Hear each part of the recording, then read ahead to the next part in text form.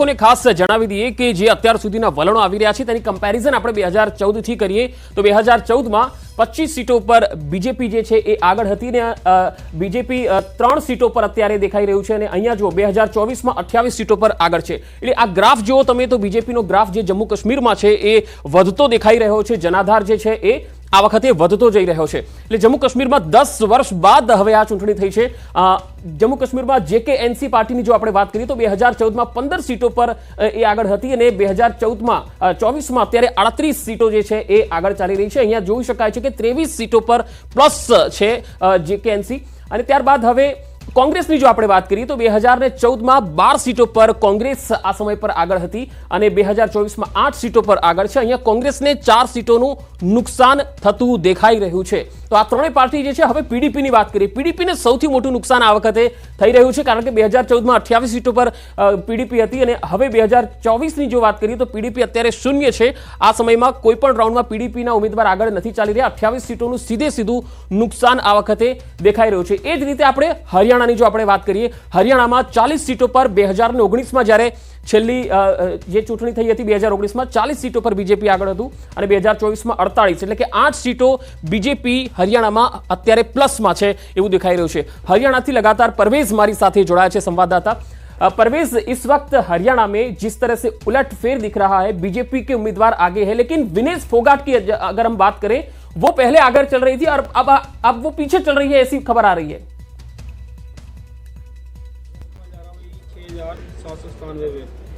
तीसरे नंबर पर जी परवेज, मुझे आप सुन पा रहे हैं? लागे છે ફરી એકવાર સંપર્ક કરવાનો પ્રયત્ન કરીશું। તો હરિયાણામાં હાલ 90 બેઠકો પરથી બીજેપી જે છે એ આગળ ચાલી રહ્યું છે, 50 પ્લસ સુધી પહોંચવા તરફ આગળ વધી રહ્યું છે, જ્યારે કોંગ્રેસને અહીંયા નુકસાન એટલે કે કોંગ્રેસ પાછળ જતી દેખાઈ રહી છે હરિયાણામાં। જબકે શરૂઆતના રુઝાનમાં કોંગ્રેસ જે છે એ બહુમતી તરફ આગળ વધતી દેખાઈ હતી, પરંતુ હવે 11 વાગ્યા છે અને જે રીતે રુઝાન આવી રહ્યા છે તે પ્રમાણે કોંગ્રેસ છે એ હરિયાણામાં પાછળ છે, બીજેપી આગળ ચાલી રહ્યું છે।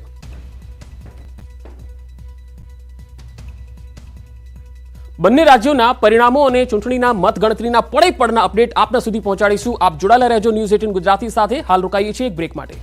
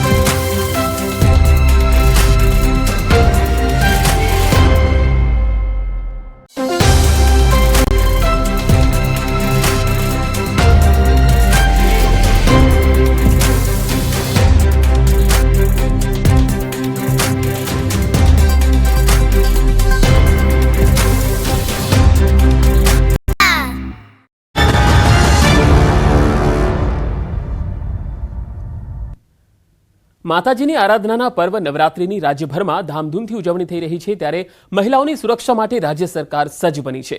આદ્યશક્તિની આરાધનાના પર્વમાં મહિલા પોલીસની સી ટીમ સુરક્ષા માટે ખડે પગે છે।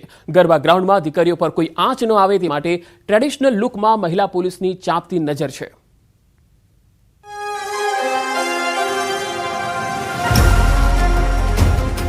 આદ્યશક્તિની આરાધનાના પર્વ દરમિયાન રાજ્યની મહિલાઓને સુરક્ષિત રાખવા રાજ્ય સરકાર ખડે પગે છે। નવરાત્રિના આ પર્વમાં નાગરિકોની ખાસ કરીને મહિલાઓની સુરક્ષા અને સલામતીને કેન્દ્ર સ્થાને રાખવામાં આવી છે। નવરાત્રિ દરમિયાન રાજ્યના મૃદુ અને મક્કમ મનના મુખ્યમંત્રી ભૂપેન્દ્ર પટેલ અને રાજ્ય ગૃહમંત્રી હર્ષ સંઘવીના માર્ગદર્શન હેઠળ પોલીસ સજ્જ બની છે। આદ્યશક્તિના આરાધનાના પર્વમાં શી ટીમની સુરક્ષા, ટ્રેડિશનલ લુકમાં મહિલા પોલીસની ચાંપતી નજર, ગરબામાં ત્રિસ્તરીય સુરક્ષા વ્યવસ્થા, ઘરથી લઈને ગ્રાઉન્ડ સુધી ગૃહ વિભાગની નજર। નવરાત્રી દરમિયાન દરેક મહિલાઓ અને દીકરીઓ સુરક્ષિત રીતે ભયમુક્ત વાતાવરણમાં ગરબા રમીને ઘરે પરત જઈ શકે તે માટે તમામ શહેર જિલ્લાઓમાં મળીને કુલ 737 શી ટીમ તૈનાત કરવામાં આવી છે। નવરાત્રી પર્વ દરમિયાન તમામ શહેર જિલ્લામાં 209 જેટલા કંટ્રોલ રૂમ કાર્યરત કરવામાં આવ્યા છે। કંટ્રોલ રૂમમાંથી બારીકાઈથી સીસીટીવી કેમેરા દ્વારા મોનિટરિંગ કરવામાં આવી રહ્યું છે, જેનું ઉચ્ચ પોલીસ અધિકારી કક્ષાએ સતત સુપરવિઝન કરવામાં આવી રહ્યું છે। ગુજરાત પોલીસની આ વર્ષની નવરાત્રિનો ખાસ કરીને એક સ્લોગન છે કે ગરબા બી રમાય અને ગરિમા બી સચવાય। આ બધી જ વ્યવસ્થાઓ આપ સૌ માટે છે। આપ સૌ લોકો ગુજરાતમાં આપણી આસ્થાનો સૌથી મોટો તહેવાર એટલે કે નવરાત્રિ, આ નવરાત્રિની આપ સૌ લોકો સારી રીતે ઉજવણી કરી શકો તે માટે ગુજરાત પોલીસની મહિલા અધિકારીઓની સ્પેશિયલ જે સી ટીમ બનાવવામાં આવી છે, એવી 737 સી ટીમ દ્વારા અનેક અલગ અલગ વ્યવસ્થાઓ કરવામાં આવી છે। અમદાવાદમાં નવરાત્રી દરમિયાન ગરબા ગ્રાઉન્ડમાં 15,000 પોલીસ કર્મીઓ ખડે પગે છે। મહિલા પોલીસ દ્વારા પાર્ટી પ્લોટ પર ટ્રેડિશનલ ડ્રેસમાં લોકો વચ્ચે ગરબા રમી રહ્યા છે અને રોમિયોગીરી કરનાર પર વોચ રાખી રહ્યા છે। ક્લબ હાઉસ હોય કે કોઈ સોસાયટી ગરબા હોય કે પછી કોઈ પાર્ટી પ્લોટ હોય તો ત્યાં અમે જઈ અને કોઈ વિડીયો ઉતારતું હોય, કોઈની શું કહેવાય કે છેડતી કરતું હોય એવું લાગતું હોય તો એ લોકોને અમે પકડવાનું કામ કરીએ છીએ કે એના ઉપર વોચ રાખીએ છીએ અને જે લોકો અહીંયા ગરબા રમવા મહિલાઓ આવે છે એ સારી રીતે ગરબા રમી શકે એ માટે અમે પૂરો પ્રયાસ કરીએ છીએ। મહિલા ક્રાઇમ તરફથી એન્ટી રોમિયો સ્ક્વોડ બનાવેલા છે અને સાથે સાથે લોકલ પોલીસ સ્ટેશન તરફથી સી ટીમ પણ કાર્યરત છે અને મહિલાઓ એક સારા વાતાવરણમાં અને સલામત એટમોસ્ફિયરમાં નવરાત્રિનો ઉત્સવ મનાવે એ અમે એન્શ્યોર કરી રહ્યા છીએ। સુરત શહેરમાં પણ નવરાત્રીમાં મહિલાઓ અને યુવતીઓની છેડતી કે કોઈ અનિચ્છનીય બનાવ ન બને તે માટે સુરતમાં 37 શી ટીમ તૈનાત છે।